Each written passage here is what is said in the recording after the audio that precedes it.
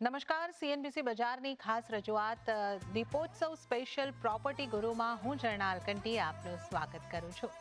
તો હવે આપણે દિવાળીનો તહેવાર ઉજવી રહ્યા છે અને દિવાળીના તહેવાર એટલે ગયા સંવતને આપણે અહીંયાથી વિદાય આપવાની છે અને આવતા સંવતને આપણે હવે વેલકમ કરી રહ્યા છે. ત્યારે જ વીતેલું સંવત રિયલ એસ્ટેટ માટે કેવું રહ્યું અને આવનારા સંવતમાં ક્યાં કેવી તકો બનેલી છે એ અંગેની ખાસ આજે આપણે ચર્ચા કરવાના છે. અને આ ચર્ચામાં મારી સાથે રિયલ એસ્ટેટ ક્ષેત્રના દિગ્ગજો જોડાયા છે. આપનો પરિચય કરાવી દઉં હું. મારી સાથે જોડાયા છે સ્ટુડિયોની અંદર કેવલ વાલમિયા, જેઓ MCHI ક્રેડાઈના CEO છે, અને સાથે જ આપણી સાથે નિરંજન હીરાનંદાની સર પર જોડાયેલા છે, જેઓ નેશનલ નરેટકોના પ્રેસિડેન્ટ છે અને હીરાનંદાની ગ્રુપના MD પણ છે. આપ બંનેનું ખૂબ ખૂબ સ્વાગત કરું છું. આપ બંનેને દિવાળીની અને આવનારા નવા વર્ષની ઘણી બધી શુભકામનાઓ અને આ નવું વર્ષ આપને માટે પણ ફળદાયી નીવડે એવી ઘણી બધી શુભકામનાઓ.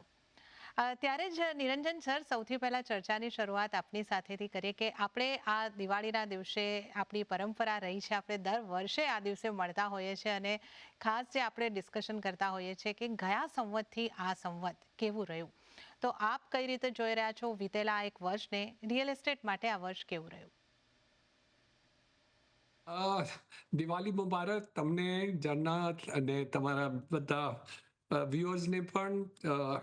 આ તો રિયલી પ્રધાનમંત્રી મોદી સાહેબે એ પેલા સ્વતંત્ર દિવસના દિવસે એ એલાન કર્યું હતું કે અમે તમને એક દિવાળીનું ગિફ્ટ આપશું.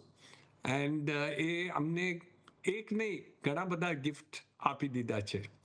પહેલા તો જે શરૂઆત જે કરી GST ઉપર, ને આપણે જે આપણા રિયલ એસ્ટેટના જે આઇટમ્સ છે, જેવી રીતે આપણે સિમેન્ટ, સ્ટીલ, ઈંટે, ટાઇલ્સ વગેરે વગેરે, આ બધાનું GSTનો આંકડો હતો 28%. એ ઓછા કરીને 18% કરી નાખ્યા છે. તો એ તો પહેલા મોટી વાત થઈ ગઈ કે આ જે બેનિફિટ છે ડાયરેક્ટલી અફોર્ડેબલ હાઉસિંગને બહુ બહુ બહુ બેનિફિટ મળશે. કેમ કે આ જે કોસ્ટિંગ છે, આપણા ઇન્ફ્લેશનના કારણે જે ભાવ વધી ગયા હતા, જમીનોના ભાવ જે વધી ગયા હતા, એના કારણે અમને ક્યાં ના ક્યાં રાહતની જરૂરત છે. તો આ જે મળ્યું GSTમાં જે રાહત મળ્યું, that is the biggest benefit that I am seeing which has happened આ દિવાળીના ઉપર. That is the first thing. Second item આપણે જોઈએ તો ઇન્ફ્રાસ્ટ્રક્ચર. તમે આના ઉપર જિકર પણ કર્યું. મુંબઈમાં તો બહુ અંતર આવી ગયું છે, બહુ ફરક પડી ગયું છે. મેન કોસ્ટલ રોડ કમ્પ્લીટ થઈ ગયા, નવી એરપોર્ટ ઉદ્ઘાટન થઈ ગયું, MTHL નું કનેક્ટિવિટી કમ્પ્લીટ થઈ ગયું, એન્ડ આજે એલાન પણ થઈ ગયું કે આ બીજું એરપોર્ટ આપણે તૈયાર પણ નથી થયું, પણ એક ત્રીજો એરપોર્ટનું ઓલરેડી અનાઉન્સમેન્ટ આવી ગયું છે કે થર્ડ એરપોર્ટ પણ થવાનું છે. ઓફકોર્સ એ 10 વર્ષ પછી થશે, પણ જગા નિયુક્ત થાય, આ બધી પ્રોગ્રામ બને ને આ બધી વસ્તુઓ થાય. સો આ બધી ઇન્ફ્રાસ્ટ્રક્ચરને ઉપર જે જોર થયું છે, એમાં મને લાગે છે ઘણું બધું ફરક આવી ગયું છે. એન્ડ લાસ્ટ પોઈન્ટ જે છે કે અમે જોઈએ છે કે ઓવરઓલ GDPનું ગ્રોથ 7.8% આ ક્વાર્ટરમાં આવ્યું છે. પણ રિયલ એસ્ટેટનું જે ગ્રોથ છે એ 10%થી પણ વધારે વધી ગયું છે. તો આજેના આસપાસ આપણે ક્રિસલનું જે રિપોર્ટ છે એ દેખાડે છે કે લગભગ 12% ઉપર આવી ગયું છે. તો આપણે જોઈએ તો રિયલ એસ્ટેટનું તો સારું થયું છે, પણ ઓવરઓલ જે ઇકોનોમી છે જેમાં મલ્ટીપ્લાયર ઇફેક્ટ વધારે થશે, એમાં આઈ થિંક રિયલ એસ્ટેટનો ફાયદો પણ પૂરા દેશમાં બધી જગ્યામાં એક પોઝિટિવ ઇફેક્ટ આ દિવાળી ઉપર આવી ગઈ છે. ચોક્કસપણે. તો આ એક વર્ષને એક પોઝિટિવ આપણે કહી રહ્યા છે કે તરીકે જોઈ રહ્યા છે, અને ઘણી બધી દિવાળી પહેલા સોગાતો અહીંયા આગળથી આવતી આપણને જોવા મળી. એ GSTની સોગાત હોય, કેવલ જે આપણે ખાસ અંગે પણ ચર્ચા કરવાના છે, પણ સૌથી પહેલા આ વર્ષને રિયલ એસ્ટેટ માટે તમે કઈ રીતે મૂલવી રહ્યા છો? વેલ, અંગ્રેજીમાં એક સ્લેંગ શબ્દ છે જેને કહેવાય ફેન્ટાબ્યુલસ. તો જન્નાબેન, એવી જ ફેન્ટાબ્યુલસ દિવાળી તમને અને તમારા દર્શકોને, અને એ જ શબ્દ હું વાપરીશ રિયલ એસ્ટેટ માટે. આઈ થિંક 2024-25 અને એસ્પેશિયલી જે છેલ્લા એક વર્ષમાં જે બદલાવ આવ્યો છે એ હું તમને થોડા આંકડાઓમાં રજૂ કરું તો કદાચ બહુ સરળતાથી હું તમારા મગજ સુધી પહોંચી શકીશ એ સમજાવવા માટે કે વર્ષ કેવું રહ્યું. તો કોઈ પણ એક તહેવારની પહેલાંનો જે તહેવાર હોય ને એ આગલા તહેવારની દશા અને દિશા નક્કી કરતો હોય છે એવું કહેવાય છે ગુજરાતીમાં. તો નવરાત્રિના જો આંકડા આપું તો ફક્ત 9 દિવસમાં, જેમાં હું દશેરાને પણ નથી ગણતો, ફક્ત 9 દિવસમાં 10,683 ઘરોનું વેચાણ થયું MMRમાં, મુંબઈ મેટ્રોપોલિટન રિજનમાં. અને એના લીધે ફક્ત સરકારને જે સ્ટેમ્પ ડ્યુટીની આવક થઈ છે એ 587 કરોડની આવક થઈ છે. એટલે 10,000 ઘરોનું વેચાણ જો 9 દિવસમાં જો થયું હોય તો એ એક બહુ સરસ આંકડો બતાવે છે. એક એને કહેવાય કે સ્ટ્રેન્થનિંગ ઓફ માર્કેટ જેને કહેવાય એ બતાવે છે કે દિવાળી આવતા સુધીમાં જો એ મોમેન્ટમ ચાલુ રહ્યું તો એ કેટલું ફાયદાકારક થશે, ન ફક્ત આપણા સિટીઝન્સ માટે અને જે ઘર ખરીદતા હોય એના માટે, પણ આપણી ઓવરઓલ ઇકોનોમી માટે. એટલે મને એવું લાગે છે કે બહુ સરસ દિવાળી આપણી જવાની છે અને અત્યારે પણ બહુ સરસ ટાઈમ જઈ રહ્યો છે. એઝ ફાર એઝ જે ઘર ખરીદનારા લોકો જે છે એમને ઘણી બધી તકો છે, એમને ઘણી બધી સ્કીમ્સ મળી રહી છે, ઘણા ડેવલપર સ્ટેમ્પ ડ્યુટીઝ પણ ઓફ કરી રહ્યા છે. એટલે I think this is the right time. અને તમે એમ જોવા જાઓ તો આને અલગ અલગ આંકડાઓમાં જો હું કહું તમને તો લક્ઝરી હાઉસિંગ જે છે એમાં એક સ્ટેગરિંગ 85%નો વધારો છે ગયા વર્ષના આ જ સમય કરતાં. તો 85%નો જે વધારો છે એ ફક્ત લક્ઝરી હાઉસિંગ, અને લક્ઝરી હાઉસિંગ એટલે હું એ ઘરની વાત કરી રહ્યો છું જે 4 કરોડથી વધુની રકમના છે. એટલે બધી જગ્યાએ તમે જુઓ તો હેડવિન્ડ્સ જેને કહેવાય એ બહુ સરસ દેખાઈ રહ્યા છે. હા, પણ એના સિવાય એવું પણ છે કે જ્યાં એફોર્ડેબલ હાઉસિંગ જે છે એ હજી પણ થોડું માર ખાતું દેખાઈ રહ્યું છે, પણ મને લાગે છે કે એની ઉપર થોડી સરકારની ઓર યોજનાઓ આવશે તો આઈ થિંક એ પણ આપણા માટે એક બહુ સરળ રસ્તો સાબિત થશે. પણ દિવાળી આ વખતે જેમ કહેવાય છે કે ભાઈ ભગવાનના ચારે હાથ હોય તો પેલા મેઘ ખાંગા થઈને વરસે, એવું ગુજરાતીમાં એક કહેવત છે. તો બસ એ જ આઈ થિંક દિવાળીને સારી રીતે ડિસ્ક્રાઇબ કરે છે. ચોક્કસપણે. અને આ વર્ષ તો આપણે કહીએ કે મેઘરાજા પણ ખાંગા થઈને વરસ્યા છે એ દ્રષ્ટિકોણથી પણ. અને આપે કદાચ જવાબ આપ્યો છે, પણ મારો આગલો સવાલ એ જ હતો, જો આપ હજી વધારે એલોબરેટ કરી શકો, કે આ 3 મહિનામાં 10,000થી વધુ ઘરો વેચાયા. આપણે કંઈ 85% ઘરોનો આંકડો લક્ઝરી તરફ આપ્યો છે. તો આ જ રીતનો સિનારીઓ વર્ષભરમાં પણ આપણે જોયો છે કે કઈ રીતે એટલે ઘર વેચાયા, કઈ કેટેગરીના વધારે વેચાયા, ક્યાં આપણે થોડું ઓછું વેચાયું, કઈ રીતની સ્થિતિ? જી, આનો જવાબ હું તમને 2 રીતે આપી શકીશ ઝરણાબેન. એક તો જે ઘરની કેટેગરીઝ હોય તો એમાં હું ઘરના સિવાય હું કમર્શિયલ રિયલ એસ્ટેટને પણ ભણી લઈશ, એટલે કદાચ આપણે બહોળા દર્શક વર્ગ સુધી પહોંચી શકીએ. તો એફોર્ડેબલ હાઉસિંગ જે છે એ હજી પણ એને સપોર્ટની જરૂર છે એવું હું તમને કહીશ. એમાં એટલો વધારો હજી નથી થયો. એનું કારણ છે કે અફોર્ડેબિલિટી ઘરમાંથી મિસિંગ છે. એક હમણાં જ એક રિસર્ચ થયો છે અને એમાં કડાઈ MCHનો રિસર્ચ છે જે કહે છે કે 81% જે ઘર ખરીદનારા લોકો જે છે, જે ઘર ખરીદવા માંગે છે, એવું કહી રહ્યા છે, 81%, એક બહુ મોટો વર્ગ છે, જે એવું કહી રહ્યા છે કે ઘરોની કિંમત એમના માટે સૌથી મોટી દુર્લભ વસ્તુ છે કે જે એને મીટ કરી શકે. એટલે હજી affordability is still staggering I would say, or struggling I would સે.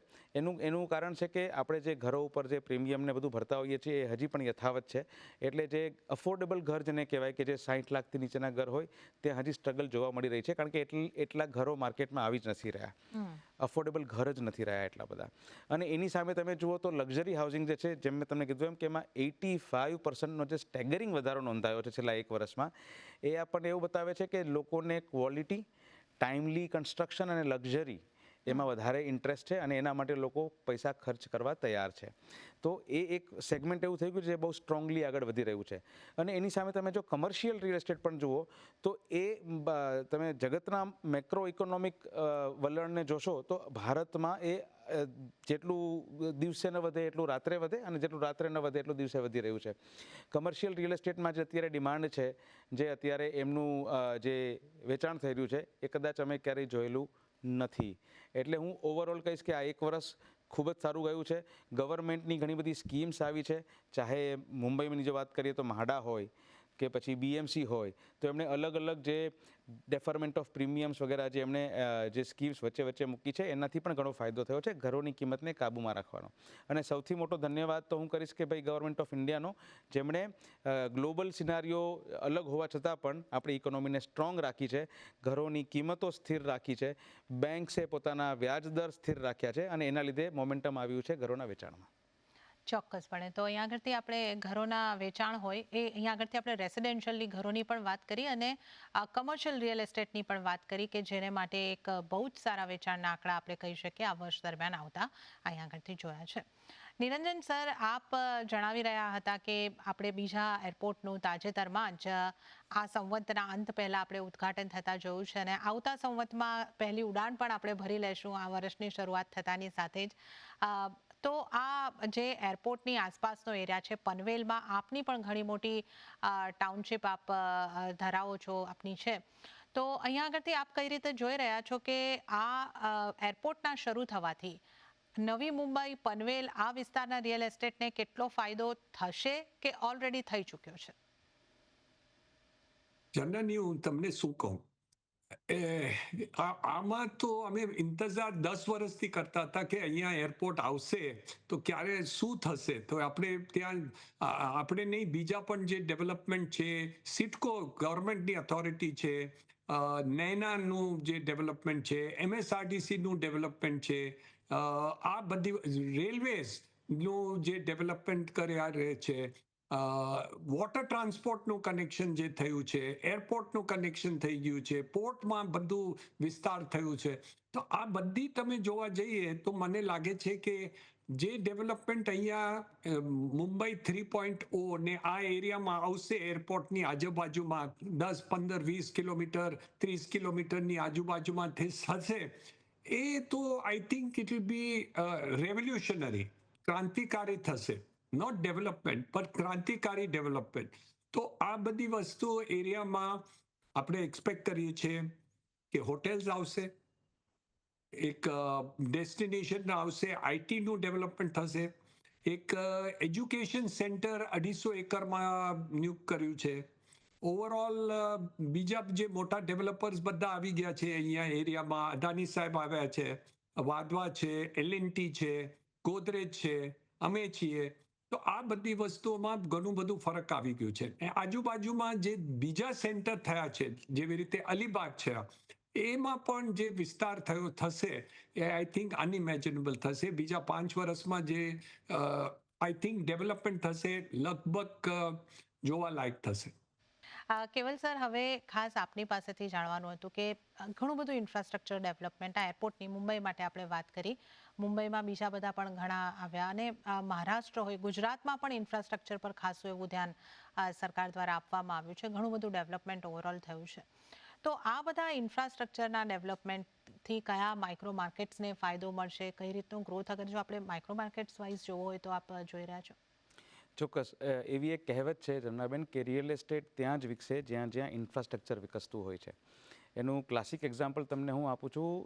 આપણે પાલઘર કરીને એક ડિસ્ટ્રિક્ટ છે નોર્થ ઓફ મુંબઈમાં ગુજરાત જતા, તો ત્યાં વાધવાન પોર્ટ અત્યારે ડેવલપ થઈ રહ્યું છે. આઈ થિંક 3 થી 4 મહિના પહેલાં પ્રધાનમંત્રીશ્રીએ એનું ઉદ્ઘાટન પણ કરેલું હતું. હવે તમે એ ક્લાસિક એક્ઝામ્પલ તમને એટલા માટે આપું છું કે આપણે સમજી શકીએ કે ઇન્ફ્રાસ્ટ્રક્ચર એટલે કે જે ફિઝિકલ ઇન્ફ્રાસ્ટ્રક્ચરનો કેટલું મોટું યોગદાન હોય છે કોઈ પણ એરિયાના ડેવલપમેન્ટમાં. હવે ભારતમાં 42 બંદર છે એટલે પોર્ટ્સ છે. એ બધા 42 બંદરને તમે જોઈન કરો તો એનાથી પણ મોટું છે આ વાધવાન પોર્ટ અને એ પાલઘરમાં આવી રહ્યું છે. અને પાલઘરમાં એ સિવાય સૌથી મોટું એક બીજું ઇન્ફ્રાસ્ટ્રક્ચર આવી રહ્યું છે, એ છે બુલેટ ટ્રેનનું સ્ટેશન, કે જે ગુજરાત અને મુંબઈ વચ્ચેની જે બુલેટ ટ્રેન જે વિકસી રહી છે એનું BKC પછીનું પહેલું સ્ટેશન છે પાલઘર. તો આ બંને મેગ્નેટ્સ, એને કહેવાય મેગ્નેટ્સ કહેવાય ઇન્ફ્રાસ્ટ્રક્ચરના, એના લીધે આજની તારીખે પાલઘરમાં 16 થી 20 લાખ રૂપિયામાં હજી પણ એક 1 બેડરૂમ હોલ કિચન મળી રહ્યું છે. અને તમે કદાચ આ જે આપણે શૂટિંગ કરી રહ્યા છીએ ન્યૂઝનું, એને તમે સાચવી રાખજો ને તમે 3 વર્ષ પછી ચલાવજો તો એ 16 થી 20 લાખ રૂપિયાનું ઘર 40 લાખથી ઉપરનું થઈ જવાનું છે, કારણ કે એ ઇન્ફ્રાસ્ટ્રક્ચર મેગ્નેટ્સ ત્યાં આવી રહ્યા છે અને એના લીધે થઈને રોજગારીની તકો ઊભી થાય છે. એવી જ રીતે તમે જોવા જાઓ તો ગુજરાતમાં તમે જુઓ તો એક સ્ટેડી વિકાસ છે બરોડા જેવા શહેરનો, વડોદરા, જ્યાં ઇન્ફ્રાસ્ટ્રક્ચરની અને જ્યાં એમ્પ્લોયમેન્ટ્સની ઘણી બધી ઓપોર્ચ્યુનિટીઝ છે. ત્યાં ઔદ્યોગિક ક્ષેત્ર પણ છે, ત્યાં એકેડેમિક ઓપોર્ચ્યુનિટીઝ પણ છે. તો એનો એક સ્ટેડી વિકાસ થઈ રહ્યો છે. પણ એની સાથે સાથે તમે જુઓ તો ગિફ્ટ સિટી જે ગવર્મેન્ટ ઓફ ગુજરાતનું એક અનમોલ નજરાણું છે, ફક્ત ગુજરાતની જનતાને નહીં પણ આખા દેશની જનતાને, તો જે આધુનિક વિકાસ ત્યાં ઇન્ફ્રાસ્ટ્રક્ચરનો થઈ રહ્યો છે તો ત્યાં પણ તમે જુઓ તો પ્રોપર્ટીના પ્રાઇઝીસ કૂદકે ને ભૂસકે વધી રહ્યા છે. એનું કારણ છે કે લોકોને ત્યાં કામ કરવાની જગ્યા છે, ત્યાં અને શ્વાસ લેવાની જગ્યા છે in terms of open spaces, gardens, અને એમનું એક લાઇફસ્ટાઇલ જે છે એક અપગ્રેડ થઈ રહ્યું છે ત્યાં. તો જ્યાં જ્યાં ઇન્ફ્રાસ્ટ્રક્ચર વધશે ત્યાં ત્યાં રિયલ એસ્ટેટનો આગમન અને એક જોરદાર આગમન બહુ સ્વાભાવિક હોય છે. એવી જ રીતે ટિયર 2 અને ટિયર 3 સિટીઝ, તમે જો ગુજરાતમાં જુઓ તો જામનગર, રાજકોટ, જે ટિયર 2, ટિયર 3 સિટીઝ કહેવાતા, જે હવે ઔદ્યોગિક વિકાસમાં એકદમ જ આગળનો ફાળો ભરે છે, ત્યાં પણ મોટી મોટી કંપનીઝે પોતાનું રોકાણ કર્યું છે. તમને કદાચ ખબર ન હોય તો ડીઝલ એન્જિન 80% ઓફ જે નિકાસ થાય છે ભારતમાંથી એ રાજકોટમાં બને છે. એવી જ રીતે જામનગર છે, બ્રાસનું એક આજે 80% ઓફ બ્રાસ મેન્યુફેક્ચરિંગ જામનગરમાં થાય છે ઇન્ડિયાનું. તો આ બધી વસ્તુઓને લીધે રિલાયન્સ જેવી કંપનીઓ, એસઆર જેવી કંપનીઓ ત્યાં પોતાના ધામા નાખીને ત્યાં જે ડેવલપમેન્ટ કરી રહી છે એનો ચોખ્ખો ફાયદો હાઉસિંગ સેક્ટરને મળી રહ્યો છે. So infrastructure is something which will carry on, જેમ કહેવાય ઇંગ્લિશમાં, કે ભાઈ રિયલ એસ્ટેટને સાથે લઈ જાય, કાંખમાં લઈ જાય, એવું મારું માનવું છે. અને એવી જ રીતે મુંબઈમાં તમે જુઓ તો મુંબઈમાં હંમેશા માટે Mumbai has been a financial hub, right. એક સર્વે પ્રમાણે રોજના 8,000થી વધારે લોકો મુંબઈમાં આવે છે અને એમાંથી 10% હંમેશા માટે રહી જાય છે. એનો મતલબ એવો થયો કે 800 લોકો રોજ મુંબઈમાં આવી રહ્યા છે. તો એમને હાઉસિંગની જરૂર છે, એમને દુકાનોની જરૂર છે, અને એમને સર્વ કરવા માટે પણ ઘણી બધી સર્વિસની જરૂર હોય છે જે રિયલ એસ્ટેટથી પૂરી પડે છે.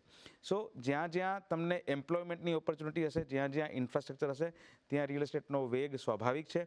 અને આઈ થિંક આપણે માનવું જોઈએ કે જે ઇન્ફ્રાસ્ટ્રક્ચરની જે ડેવલપમેન્ટ અત્યારે સ્પેશિયલી MMRમાં જે થઈ રહ્યું છે એ આપણે કદાચ કલ્પના પણ નહોતી કરી આજથી 10 વર્ષ પહેલાં કે આવું થઈ રહ્યું છે. તો એના લીધે થઈને જે લોકોનો જે એક એક્ઝોડસ આવે, જે લોકોનું જે ધાડું આવે કે ભાઈ અમારે અહીંયા રહેવું છે કારણ કે અહીંયા સારી લાઈફ સર્વિસીસ છે, અહીંયા ઇન્ફ્રાસ્ટ્રક્ચર સારું છે, અને એના લીધે થઈને હાઉસિંગ અને રિયલ એસ્ટેટ વધી રહ્યા છે. સો આઈ થિંક બેસ્ટ ટાઈમ છે રિયલ એસ્ટેટમાં હોવાનો અથવા ઘર ખરીદવાનો. ચોક્કસપણે. તો આ એક આપણા દર્શકો માટે ખાસ ટેક અવે છે કે ઇન્વેસ્ટમેન્ટ કરવું હોય કે ઘર ખરીદવું હોય, આ બેસ્ટ ટાઈમ છે. પણ કેવલભાઈ, હવે આગળ એ પણ વાત કરવી હતી કે આપે જે રીતે કહ્યું કે ઘરોની માંગ તો આગળ દેખાઈ જ રહી છે. હવે જો ઇન્વેસ્ટમેન્ટ વાઇઝ આપણે જોવું હોય, રિયલ એસ્ટેટમાં જે પ્રાઇવેટ ઇક્વિટીના ઇન્વેસ્ટમેન્ટ છે એ કેવા રહ્યા, એના દ્રષ્ટિકોણથી આપણે જોઈએ તો આ વર્ષ કેવું રહ્યું? સરનાબેન, એમાં એકદમ એક શબ્દમાં જો જવાબ આપું અથવા એક લાઇનમાં જવાબ આપું તો એમાં ઘટાડો જોવા મળ્યો છે. પ્રાઇવેટ ઇક્વિટી લગભગ 41% ગયા વર્ષની સરખામણીમાં ઘટી છે રિયલ એસ્ટેટમાં, જેનું રોકાણ આવતું હોય છે. પણ એનું કારણ એવું નથી કે આપણે એનાથી ગભરાવવું જોઈએ, કારણ કે એ મેક્રો ઇકોનોમિક કન્ડિશન્સ છે, ગ્લોબલ કન્ડિશન્સ છે. તમે આજે જુઓ તો અલગ અલગ દેશોમાં, અલગ અલગ દુનિયાના ભાગોમાં યુદ્ધ ચાલી રહ્યું છે, ક્યાંય તણાવ ચાલી રહ્યો છે, ક્યાંય રાજકીય હુંસાતુસી ચાલી રહી છે. એની અસર પ્રાઇવેટ ઇક્વિટીના રોકાણ ઉપર જોવા મળે છે. પણ તમે એની જ સાથે જો સરખામણી કરશો કે ભારતમાં છેલ્લા 2 વર્ષમાં કોઈ પણ માર્કેટ, કદાચ રિયલ એસ્ટેટને આપણે છોડી પણ દઈએ તો કોઈ પણ માર્કેટ કેવું રહ્યું, તો તમને હંમેશા એ બુલજાયત દેખાશે કે એ વધી રહ્યું છે. સો આઈ થિંક કે આપણી પોલિસીઝ ભારત સરકારની એવી રહી છે કે એનાથી ભારતના ઇકોનોમીને કોઈ ફરક નથી પડ્યો. અને 41%ના ઘટાડા છતાંય જો આ ડિમાન્ડ હજી, જેમ મેં તમને નવરાત્રિનું એક્ઝામ્પલ આપ્યું કે ભાઈ 10,000થી વધારે ઘર ફક્ત 9 દિવસમાં જો વેચાઈ જતા હોય, તો એ બતાવે છે કે આપણી ઇકોનોમી કેટલી સ્ટ્રોંગ છે.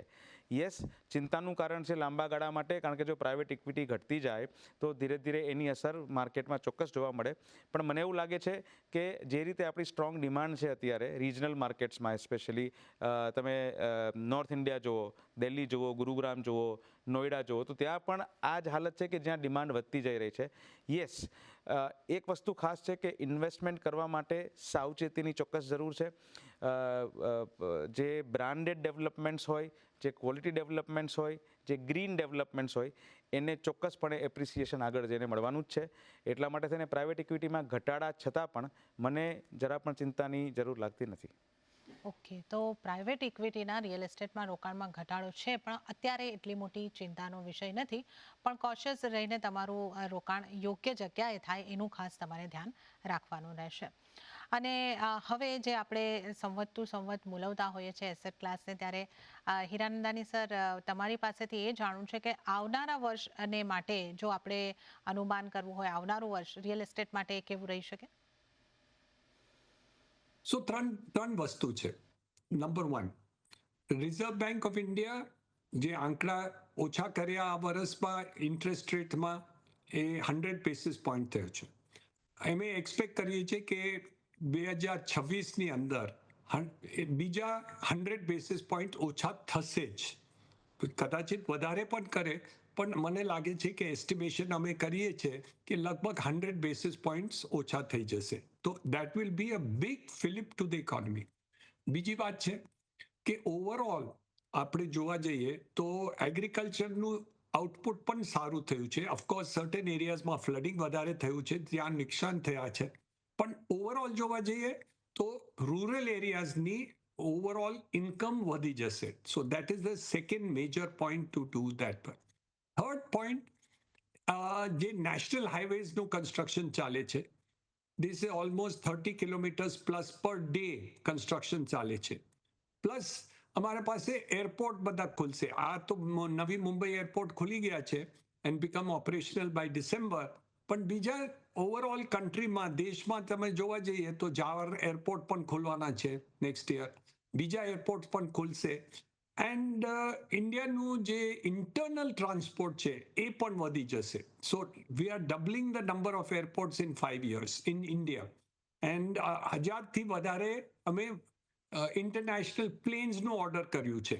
એર ઇન્ડિયા, ઇન્ડિગો, બીજા જે એરલાઇન્સ છે બધા મળીને 1000 planes, which is maximum in the world. કોઈ પણ દેશમાં 1000 પ્લેન્સની ઓર્ડર નથી થઈ. તો આપણે જોવા જઈએ તો આઈ થિંક ડેવલપમેન્ટ થશે. ને લાસ્ટ પોઈન્ટ, જે તમે રિયલ એસ્ટેટની વાત કરી, ક્રિસલનું રિપોર્ટ છે કે આ જે લાસ્ટ યર 10% ગ્રોથ હતું એ રિયલ એસ્ટેટ 12 ને 15%ની વચમાં થશે. મને લાગે છે 15% બરાબર છે, કોઈ કહે છે કે 12% થશે. પણ આગલે વર્ષની પણ ઉપર આપણે 12% ગણતરી કરીએ તો that means the growth of real estate is also going to be very very good.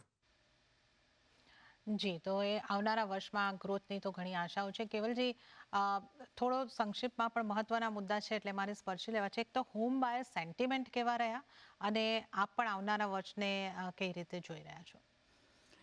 ઝરનાબેન, home buyer sentiments mix રહ્યા હું એવું કહીશ, કારણ કે ફક્ત વધારે ઘરોનું વેચાણ એ ફક્ત એક જ બેન્ચમાર્ક ન હોવો જોઈએ. ઘરોની જે કિંમત આજે સામાન્ય માણસને પરવડે એવી નથી રહી, એ એક બહુ મોટો કન્સર્ન છે. એસ્પેશિયલી જેમ મેં તમને પહેલાં કીધું એમ એફોર્ડેબલ હાઉસિંગ જે છે એ હજી પણ એફોર્ડેબલ નથી. રાઈટ. તો મને એવું લાગે છે કે ત્યાં હજી પણ સરકારની થોડી બહોત એમાં ઇન્ટરવેન્શન અમને લાગશે, કારણ કે એફોર્ડેબલ હાઉસિંગને એફોર્ડેબલ બનાવવા માટે એની ઉપર જે ટેક્સીસ લાગતા હોય, એની ઉપર જે પ્રીમિયમ્સ લાગતા હોય, એની ઉપર જે અપ્રુવલની ફીઝ લાગતી હોય, જો એને રેશનલાઇઝ કરવામાં આવે તો એફોર્ડેબલ હાઉસિંગને બહુ મોટો બૂસ્ટ મળશે, જે ફક્ત મહાનગરોને નહીં પણ ટિયર 3 અને ટિયર 2 સિટીઝને પણ લાગુ પડશે. એસ્પેશિયલી સિટીઝ લાઇક અમરાવતી મહારાષ્ટ્રમાં, નાસિક છે, કોલ્હાપુર છે, ત્યાં હજી પણ 40 થી 60 લાખની વચ્ચેના ઘરોની ખૂબ જ આવશ્યકતા છે. અને જો એ 40 થી 60 લાખના ઘર અવેલેબલ થાય તો ઘણા બધા બહોળા એવા વર્ગ છે સિટીઝન્સના, જે આજે એ ઘર લેવા માટે વેઇટ કરી રહ્યા છે પણ એમના બજેટમાં નથી આવી રહ્યું. સો એ એક કન્સર્ન છે જેને મને એવું લાગે છે કે આપણે નવા વર્ષમાં સરકારના માધ્યમથી ચોક્કસ એને ઇન્ટરવીન કરીને સોલ્વ કરીશું. એ સિવાય જેમ મેં તમને કીધું એમ કે ભાઈ આપણે જો રિયલ એસ્ટેટને સ્ટ્રોંગ બનાવશું, કારણ કે મેં તમને પહેલાં પણ તમારા આમાં કીધું છે કે ભાઈ સૌથી વધારે રોજગારી એગ્રીકલ્ચર પછી આમાં છે, જેમાં 3 કરોડથી વધુ લોકોને રોજગાર જો મળતો હોય છે, તો આ જે પર્ટિક્યુલર સેક્ટર છે એને જો સપોર્ટ કરવાથી આપણી ઓવરઓલ ઇકોનોમીનો જે વધારો થાય. એનું હું તમને સાદું કારણ કહું કે કોઈ પણ ઉદ્યોગ હોય કે કોઈ પણ વેપાર હોય એને સેટઅપ કરવા માટે એનું પોતાનું છત લાગે, એની પોતાનું મકાન લાગે અથવા દુકાન લાગે, તો એ રિયલ એસ્ટેટથી જ આવશે. સો મને એવું લાગે છે કે જ્યારે ઇન્ફ્રાસ્ટ્રક્ચરનો ગ્રોથ એકદમ ફિનોમિનલ થઈ રહ્યો છે, તો એ જ રીતે રિયલ એસ્ટેટને આવી રીતે જરા ટેક્સના માધ્યમથી પહેલું પગલું ગવર્મેન્ટે લઈ જ લીધું છે કે ભાઈ જીએસટીના અમુક જે અમારી મટીરિયલ્સ છે એમાં ઘટાડો કર્યો છે. એવી જ રીતે જે પ્રીમિયમ્સમાં જો ઘટાડો થાય અને એ ઘટાડો હોમ બાયર્સને ડેવલપર્સ તરફથી પહોંચાડવામાં આવે તો બહુ મોટી રાહત કદાચ મોટા ભાગના લોકોને મળી શકે એમ છે. સો આઈ વિશ કે નવા વર્ષમાં આપણે એવા ન્યૂઝ જલ્દીથી ગવર્મેન્ટ પાસે સાંભળીએ. ચોક્કસપણે. તો આપણે રિયલ એસ્ટેટને લગતા વિવિધ મુદ્દાઓને આગળથી કવર કરવાનો પૂરેપૂરો પ્રયત્ન કર્યો છે અને આશા રાખીએ કે આપણા જે દર્શક મિત્રોને ઘર ખરીદવાની ઈચ્છા હોય, આવનારા નવા વર્ષમાં એમની આ સપનું, આ ઈચ્છા જરૂરથી પૂરું થાય. કેવલભાઈ, આપનો ખૂબ ખૂબ આભાર, આપ અમારી સાથે સ્ટુડિયોમાં આવી જોડાયા. અને નિરંજન સર, આપનો પણ આભાર આ શો ઉપર જોડાવા માટે. ત્યારે જ આ પ્રોપર્ટી ગુરુની દીપોત્સવ સ્પેશિયલ રજૂઆતમાં હાલ પૂરતું આટલું જ. હાલ મને પણ આપશો રજા, પણ વધુ અપડેટ અને સમાચારો માટે આપ જોતા રહો CNBC બજાર. નમસ્કાર.